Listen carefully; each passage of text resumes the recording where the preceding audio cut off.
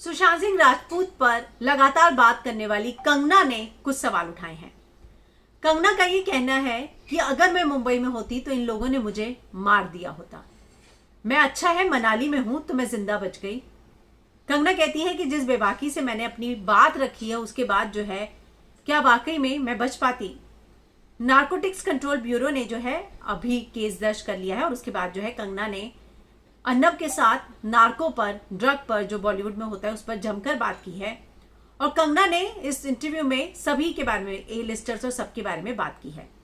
उनका ये कहना है, मैं मनाली में हूं तो जिंदा हूं, अगर मुंबई में होती तो अभी तक मार दिया गया होता। मेरी स्थिति करो या मरो की है, अगर मैं इनको खत्म नहीं करूंगी तो ये लोग मुझे मार देंगे, लेकिन मैं मरूंगी नहीं।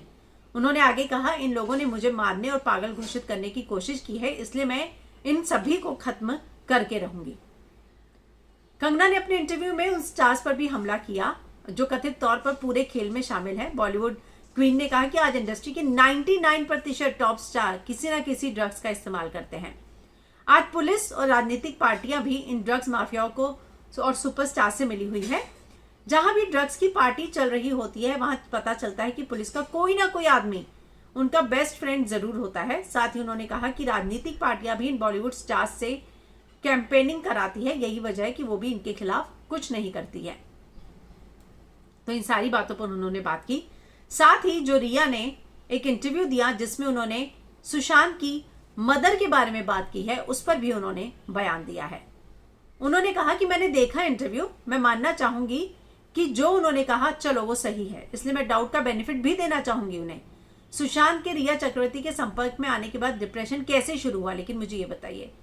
इस पर प्रकाश डालते हुए कंगना ने रिपब्लिक टीवी को बताया, रिया ने कहा कि सुशांत से मिलने के बाद उन्हें डिप्रेशन की समस्या हुई, तो इसका मतलब है कि वो इस तथ्य से सहमत है कि वो रिया से मिलने से पहले डिप्रेशन में नहीं थे।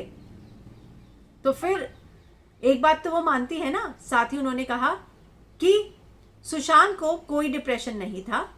रिया खुद कहती हैं इसके बाद ही उन्हें मानसिक बीमारी की समस्या से दो चार होना पड़ा जब रिया उनकी जिंदगी में आई है।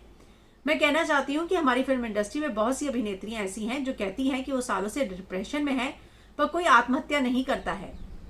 उन्होंने कहा, दुनिया में कोई भी डॉक्टर ये नहीं कह सकता कि क्योंकि आप डिप्रेशन में हो निश्चित रूप से आप आत्महत्या कर ही लोगे। रिया के एक दूसरे पॉइंट पर जो उन्होंने मां के डिप्रेशन की बात की, उस पर कहती हैं, सुशांत की मां एक मानसिक रोगी थी। इस बात पर कंगना ने कहा कि साइंस कहती है कि हमारे शरीर में डिप्रेशन या इससे मिलती कोई बीमारी शरीर में रहती है, पर जब तक इसको कोई ट्रिगर ना करे तब तक ये सामने नहीं आती है। अगर ये ऐसे होता है तो सुशांत के भाई बहन भी थे या उनके जीन्स में भी होना चाहिए था, तो उनमें कोई संकेत क्यों नहीं दिखाई दिए। तो उन्होंने इस बात पर जो है रिया को करारा जवाब दिया है कि वो जो बातें कर रही हैं गलत है। और साथ में उन्होंने ये भी कहा कि अगर मैं इस समय मुंबई में होती तो मुझे मार दिया गया होता, मैं अभी जो है जिंदा नहीं होती, क्योंकि ये सारे लोग जो है मुझे मारना चाहते थे और अब मैं जो है इनको नहीं रहने दूंगी और मैं भी इनको अब खत्म करूंगी और बताऊंगी कि क्या क्या चीजें जो है बॉलीवुड में होती हैं।